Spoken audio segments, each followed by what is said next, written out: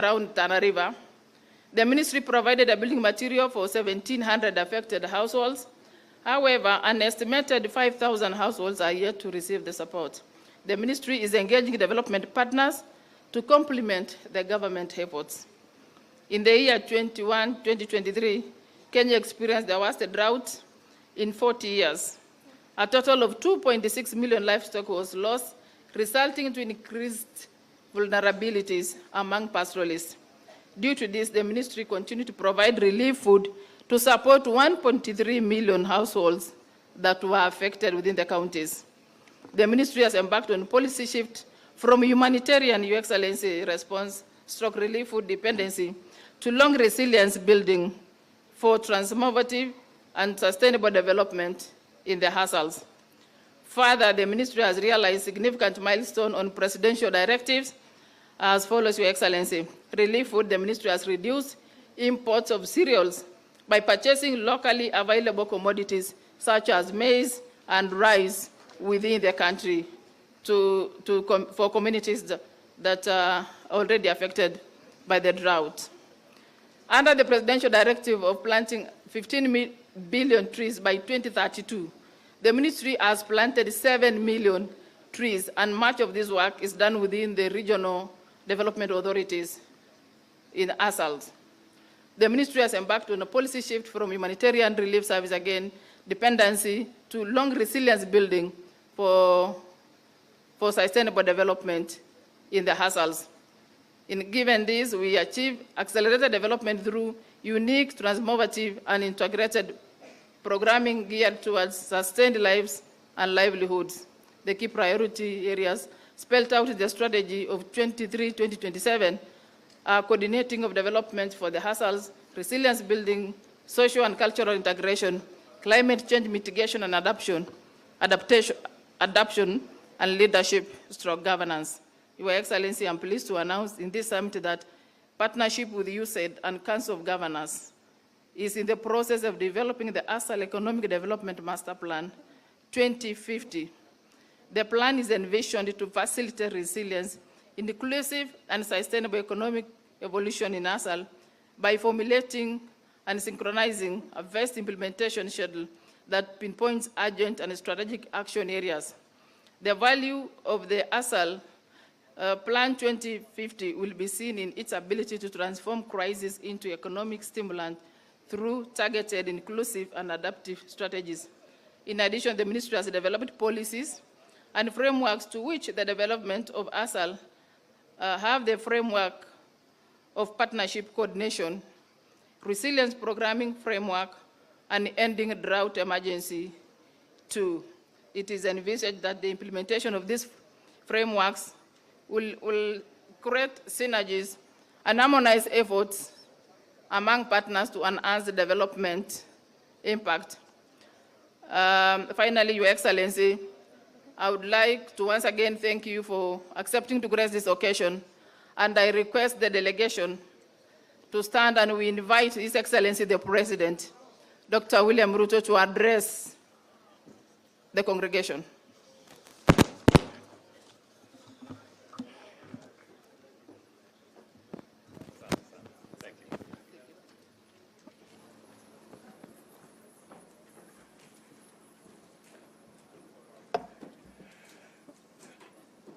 Asante sana Waziri, ndugu wananchi, magovernors, wabunge wetu, development partners, friends, please take our seats.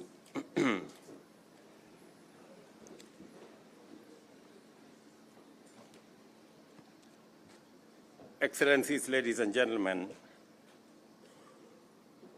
first let me appreciate the warm welcome by the people and the leadership of this county to all of us who are attending this occasion today. Thank you very much for welcoming us. Let me also congratulate the leadership of the Pastoralist Leadership Summit for organizing this occasion, and I am honored to participate in this important event and address this esteemed gathering of leaders from Kenya's pastoralist communities. Previous editions of this forum have not only been enlightened, but have also provided valuable insights that inform the development and implementation of crucial policies, programs, and projects. I am confident that this fourth Pastoralist Leadership Forum and Summit will uphold that tradition and deliver meaningful outcomes that will inform, and I have listened very carefully to the patron who has read some of the resolutions here. Some of the resolutions that you have arrived at in this forum will inform policy of government going forward. This forum underscores the aspirations of our pastoralist communities for resilience, productivity, sustainability, and economic transformation. It also demonstrates our shared commitment to pursuing and achieving shared inclusive growth at all levels and in every part of the Republic of Kenya. The work set out for this summit is both substantial and significant, requiring pastoralist leadership to rigorously evaluate the implementation process of policies and programs, identify gaps in the strategies as we implement, and formulate a clear way forward to enhance pastoralist value chains, unlock development financial resources, generate higher incomes, and promote inclusive economic transformation. This summit must also address policy weaknesses and implementation bottlenecks while developing effective mechanisms to create more opportunities for all, especially our young people and women. I see the women leadership here speak with a lot of passion and defend their place in leadership of our country. They should have recognized, however, that the CS responsible for this event is equally a pastoralist girl from the body of this pastoralist summit. The summit must also, in an implicit message that consistently emanates from this forum, and it must be clear, by working together in unity, we can overcome historical marginalization, promote inclusion, foster equity, and deliver prosperity for not just this region, but for the rest of the country as well.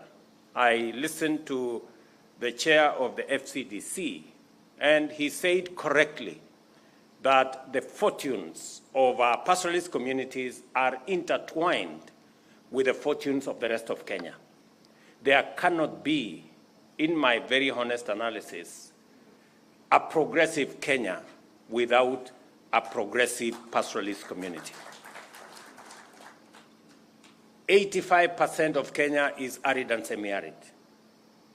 And therefore, if we have to speak positively about the progress of Kenya, it is not possible to leave behind 85% of Kenya that is arid and semi-arid. And therefore, it is imperative that as we plan the way forward, if we have to move the country together, and if we have to tap into the potential that exists in our country, the pastoralist arid and semi-arid areas must be part and parcel, if not central, to the development of Kenya going forward. In any case, the greatest potential today exists not in the rest of Kenya, but the greatest potential exists in arid and semi-arid areas, in the pastoralist community areas. I take this opportunity to express my gratitude to our development partners who have been strong supporters of this organization, in particular to thank the Swiss ambassador and the UNDP lead for your participation, your belief in this forum, and your support, as always. Your consistent support has been invaluable and has gone a long way to facilitate the implementation of important strategic objectives. Thank you for complementing the government support in this event and in the programs that we run together. To build on the foundation of previous summits, pastoralist leadership must effectively address financial and policy challenges hindering the full realization of economic potential of pastoralist people and region. Key areas that call for strategic attention include ending drought emergencies, scaling up fodder production, formulating a camel value chain strategy, privatizing livestock vaccines, and improving the overall livestock sector.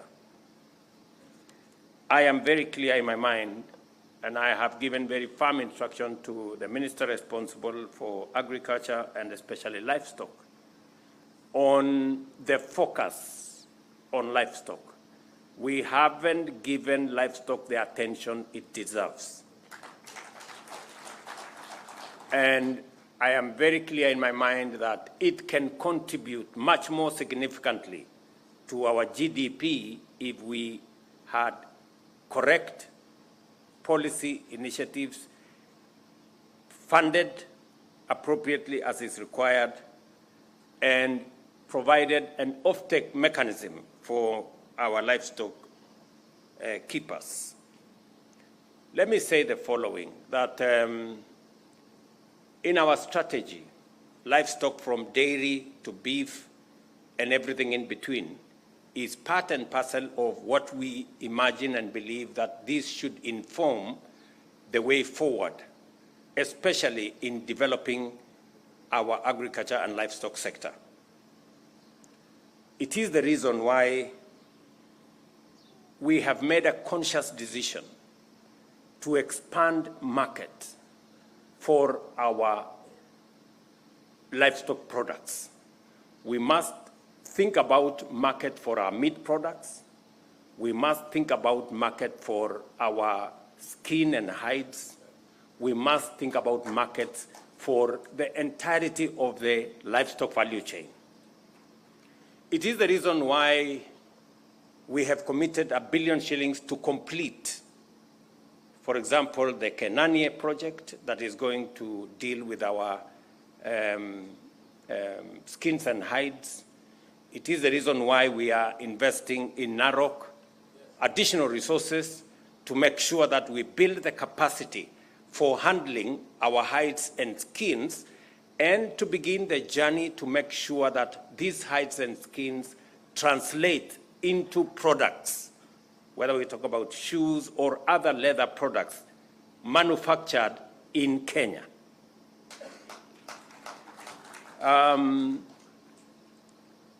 Early next year, I will be presiding over the Kenania project opening that will give us 500 acres with the most modern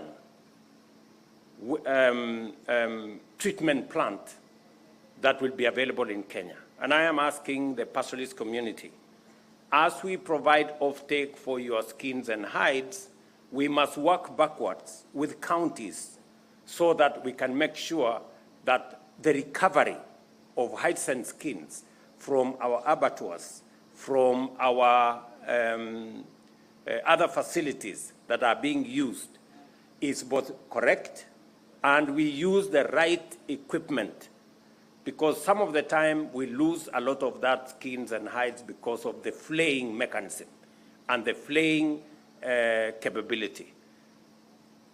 Mweke here and his team, the PS responsible, are working on building a relationship with counties so that we can train the flayers, we can make sure that we give you the correct knives for flaying so that we enhance the recovery of hides and skins so that we can use them to drive our economy and especially on the livestock products space. Secondly, we are also working, and I want county governments, especially from these pastoralist communities, to work with us on making sure that we improve on the breed of the livestock that we have, both for milk and for beef. When I met Prime Minister Modi, we agreed that we are going to have a collaborative program that is going to enhance the quality and the types of livestock that we keep, especially those that are sensitive and those that can sustain the climatic condition that exist in our arid and semi-arid areas. And therefore, we have a whole array of interventions, and we are looking at how we can reduce the cost of artificial insemination, how we can make it much more accessible, and how we can build the capacity to produce more locally.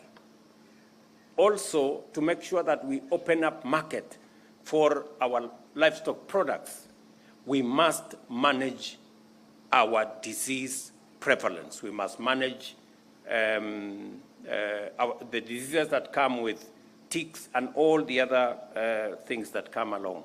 And it is the reason why I have made a policy decision that because we have never been able to manage disease around Kenya, because we vaccinate in one county, the other county has not vaccinated, disease moves from here to there.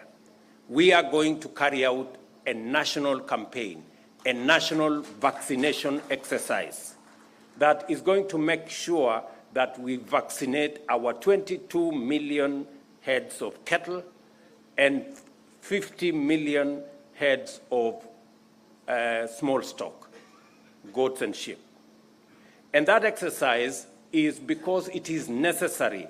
That vaccination is necessary because we want to create a disease-free country, and so that we can market our livestock products to destinations that today we have been denied access to certain destinations because of our disease control inadequacies.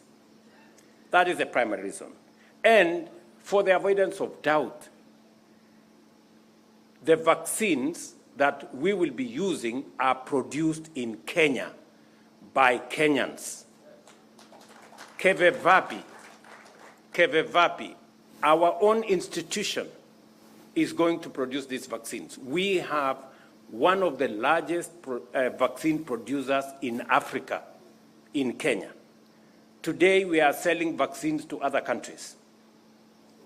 And I want to tell livestock keepers, starting from myself, because among the livestock that is going to be vaccinated is my own cattle.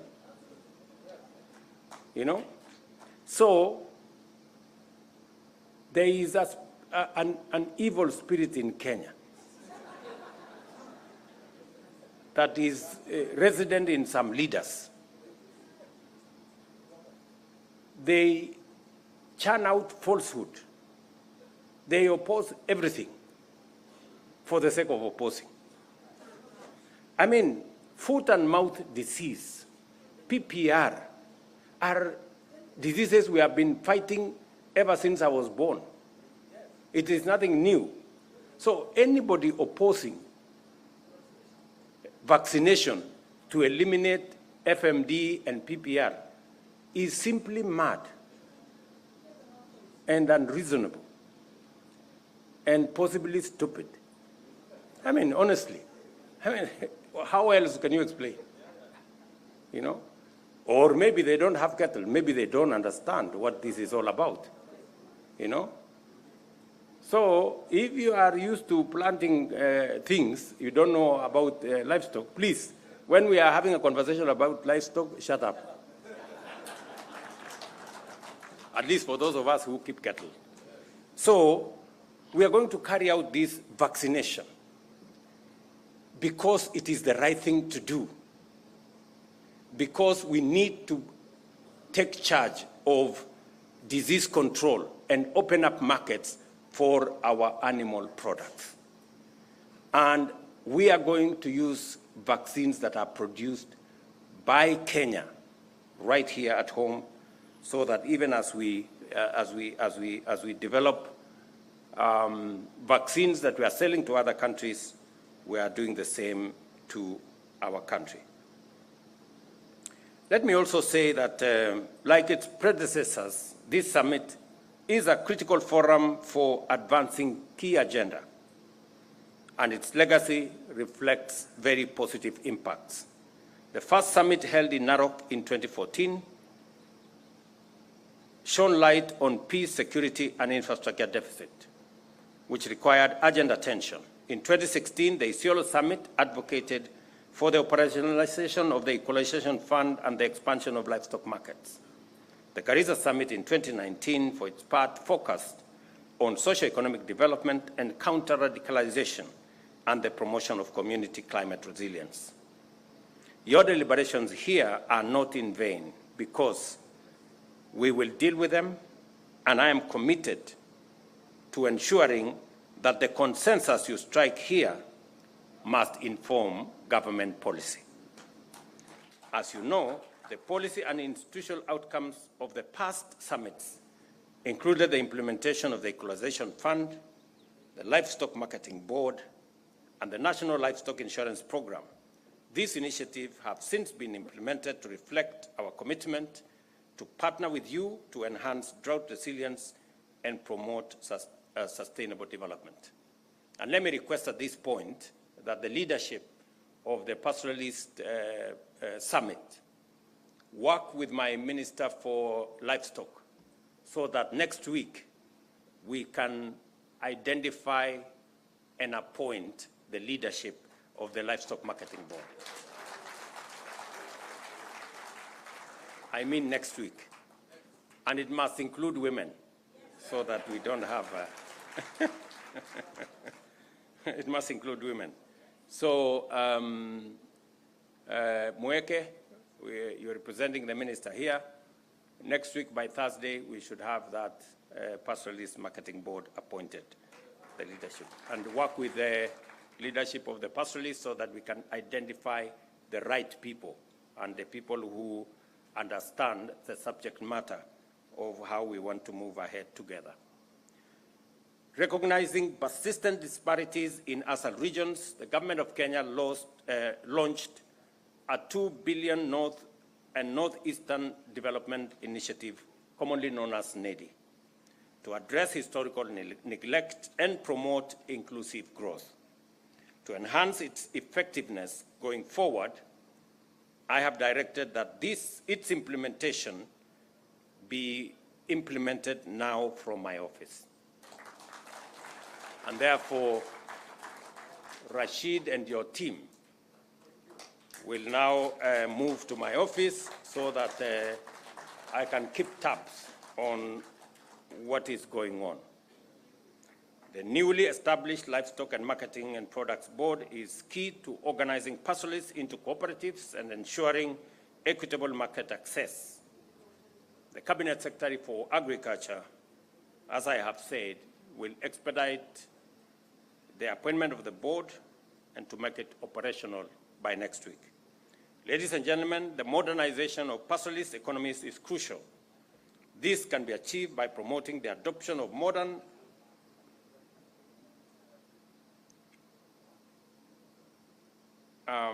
cooperative frameworks to manage production and increase the productivity of livestock and natural resource value chain.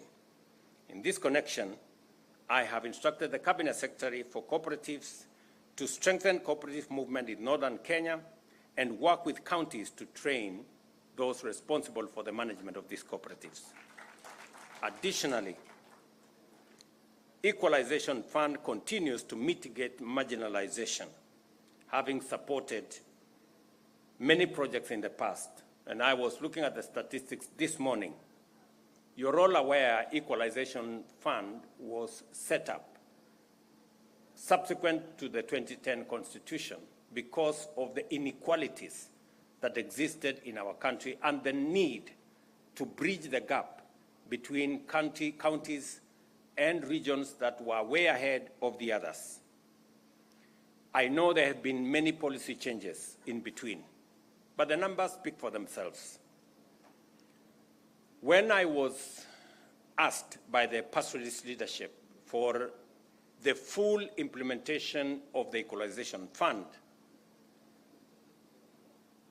I can now confirm that between last year and this year, we have identified 1,200 projects, and we are funding those projects to the tune of 18 billion Kenya shillings. Let me also say that for the 13 years, 12 and a half years that the Equalization Fund has been in place, for 12 years, the government of Kenya spent 12 billion. In 2 years, my administration is spending 18 billion. And I want to commit that in the next 6 years, by God's grace, we're going to make sure that no shilling that was meant for equalization is lost. We're going to make sure that every shilling is accounted for, and if there will be need for us to extend the time for this equalization fund, we will, to make sure that we ultimately make sure that this project is done properly.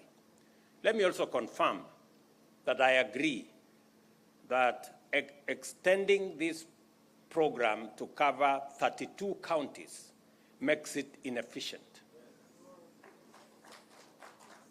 And we are spreading it too thin across too many projects and missing the impact it is supposed to create. And therefore, we will be rationalizing, we will be having a rethink of this equalization fund, and the ministers responsible will, in the first quarter of next year, provide us with a policy direction that will be approved by Parliament so that we can limit the extent to which this equalization fund is spread and make sure that we create greater efficacy. I know at the moment the projects are identified in wards, making it too small. We have too many small projects in too many places, and we end up with coordination problems, we end up with implementation problems, and we end up missing the impact that this equalization fund was supposed to give. Therefore, I will be expecting suggestions and working with the ministry responsible from FCDC and from the Pastoralist Forum so that we can harmonize our thoughts and see to it that equalization fund becomes the instrument for reducing inequalities that was intended in our Constitution. Let me also confirm that because we lost a lot of livestock, especially in this region, I made the decision that the government of Kenya was going to provide 1 billion shillings to assist in the restocking process. That program is continuing, and I will be back here in January so that the livestock we will have bought, we will come and distribute to the homes. We are targeting 10,000 households to give them livestock for the restocking exercise. So God willing, we will be back here in January to continue with that exercise. Let me also say that the Horn of Africa Gateway Development Project, which we all know, that is supposed to connect Isiolo all the way through Garissa, through Wajir to Mandera, a project of almost 740 kilometers, is a project that is so dear to all of you and so to me. And we have implemented different sections with different actors. Let me now confirm that the section from Modogashe to Samatar that was contracted under annuity, and that from Ramo to Mandera that was also contracted under annuity, we're going to change it and make it a normal road construction project so that we can get it off the challenges that Annuity has gone through, and by the time I come back here, I will have a way forward. Let me also confirm that the road from Samatar to Wajir, roughly 120, maybe 150 kilometers, which was funded under other development partners other than the World Bank. Now that the coordination of this program is coming to my office, I will follow it up so that, again, we can complete that section of the road and make sure that we can drive on tarmac from Nairobi to Mandera. And that, I think, will be one commitment I want to make and I want to deliver on so that we can complete the mainstreaming of this region into the rest of the country and making sure that we move together. Let me also confirm that in line with our strong partnership with pastoral communities and our strategic commitment to unlocking the potential of arid and semi-arid pastoralist rangelands, I commit that the resolutions of this summit will be translated into collaborative action, policy frameworks, and government projects.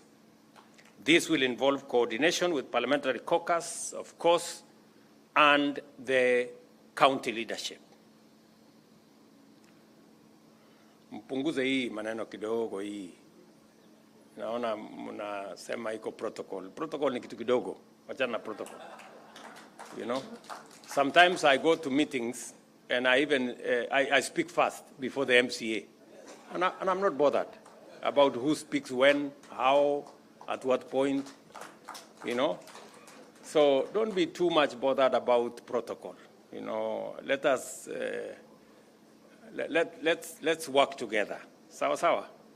So I know sometimes people are affected. Maybe I needed to speak here, I needed to speak there. Pole pole, you know. Bora si tumeongea sisi wote. Haijalishi watu hawatakumbuka nani aliongea before who. Watajua tu kuna watu waliongea hapo na kila mtu alisema mambo yake na sasa tuko sawa. Si ndio? So mtulize boli. Najua governors waliongea mbele ya wabunge wameongea nyuma yao. Namna hiyo. Hata mimi ningeanzisha hii mkutano ingekuwa mzuri, ningeongea mbele. And sometimes you people, you know, I have been around for a while. You know, if you have an opportunity to speak, speak fast when people are still listening. You know, when you speak last, watu wamechoka, story haijaiva. So tuendelee namna hiyo na tushirikiane pamoja. Mimi nataka nikubaliane na nyinyi, pia ningependa kusema mambo mawili ama matatu ya muhimu. Pia, mbali na yale yote nimeyasema hapa. Usalama wa nchi ni ya muhimu sana. Na sisi wote tuko na sehemu ya kuchangia katika mambo ya usalama. Kazi ambayo tumefanya kwa miaka miwili, nilisema ya kwamba we are going to modernize the security equipment that we have and improve on the security architecture and make it much more people-centered. We will involve leaders, we will involve citizens in making sure that they too take charge of the security of where they stay, of the security of their counties. And we have seen tremendous progress, even as we spend public resources modernizing the police, modernizing our security agencies. And we are spending close to 20 billion shillings to modernize the equipment and the facilities and the capabilities that are available to our policemen and women so that they can improve on our security. But we must also realize that this security is also a matter for each and every one of us. But as I committed, we need to silence those who are shooting everywhere. And I am very happy that the last 2 years we have reduced on conflict, we have reduced on cattle rustling, we have reduced on insecurity generally, but there is still a lot of work to be done. And I need the support, the collaboration, the partnership of all leaders, together with the security agencies, so that we can take charge of the security of our country. I also committed that we are going to eliminate the old story of vetting because it discriminated on some Kenyans. Today, our constitution and the law gives us the opportunity to make refugees Kenyans. Now, if we can make refugees Kenyans, what business do we have asking questions about other Kenyans and whether they are Kenyans or not? And it is the reason why I made the policy decision to get rid of this thing called vetting, because in any case, it was not based on any law. It was just an administrative issue. And that gives all of us the opportunity to be the people that we should be, people of one country and one citizenship. Let me also confirm that all the other issues that the leaders here have said, I have a good record of them. I know the people of this great county had an opportunity to access water, but that project has had challenges. I am going to unlock those challenges. I have discussed with the governor and all the other members of parliament here on what we need to do to unlock the water facility for this town. And hopefully, by the time I come back in January, we will have some good news, both for the water and the sewerage facility that is required in this town. And the many other projects that we will be attending to when I come back to this region early next year. Let me also confirm that going forward, it is indeed our place as a country to work together, to find common ground on things that are of national interest to the Republic of Kenya. It is the reason why I am working with the former Prime Minister. It is the reason why I have reached out to the former President. It is the reason why I will reach out to all other leaders so that we can fashion a country that all of us believe in, a country that we can all have a stake in and participate in its full, in realizing our full potential as a country. We must continuously build bridges instead of erecting barriers. We must always find it to create more synergy as we move forward. And I appreciate the leadership of many other groups and teams and sections as we work together in this common project called Kenya. It is not an individual program, it's not a personal project, it is a collective effort. And I appreciate that Professor Anyang' Nyong'o is in our midst to represent the former Prime Minister and to confirm that the former Prime Minister is somewhere in West Africa because he is our candidate for the Africa Union Commission Chair. And collectively, our support is necessary so that we can use his talent, his expertise, his knowledge to drive the African agenda, because Kenya cannot succeed if Africa fails. We need a successful Africa to have a thriving Kenya. So that's also very important to me and to all of us. On all the other projects, including what Governor Abdullahi has said, what Aden Duale has said, on projects that will inform the progress of our country, we must continuously work together, persuade one another. Even when there are misunderstandings here and there, we must continuously inform, we must continuously engage so that everybody can come on board as we implement these transformative projects, whether it is our savings culture, whether it is our education infrastructure and system, whether it is our health programs, or whether it is our infrastructure programs coming from housing to water to roads.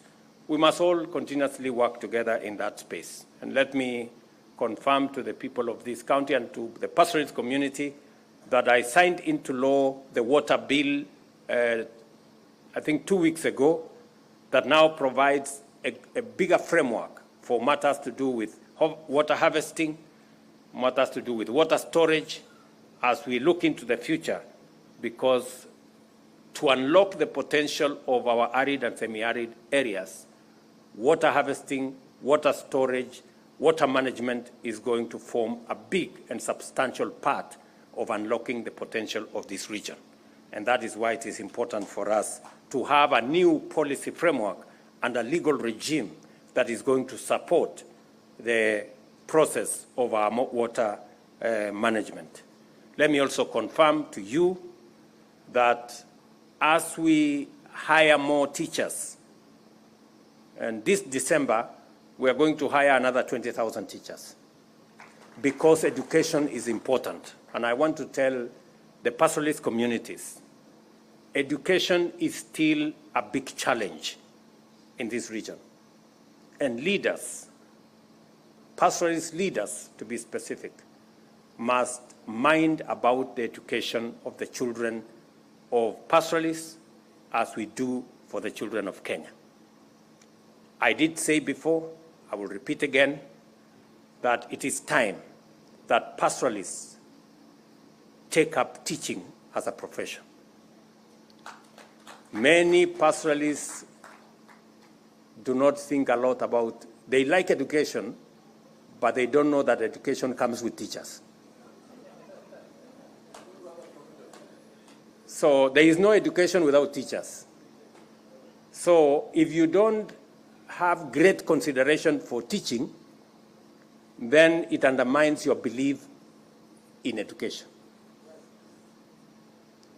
You cannot continue to depend on teachers that come from other places, because you all know the consequences that befall those who depend on teachers coming from far away.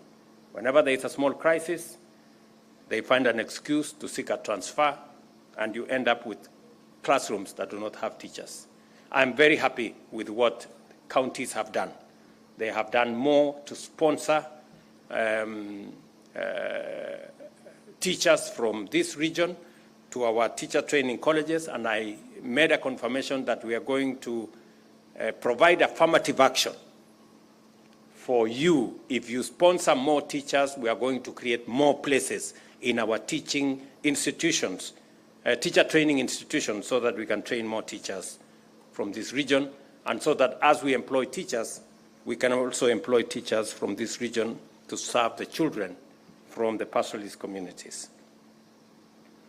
So I want to thank you very much for this great meeting that we have had.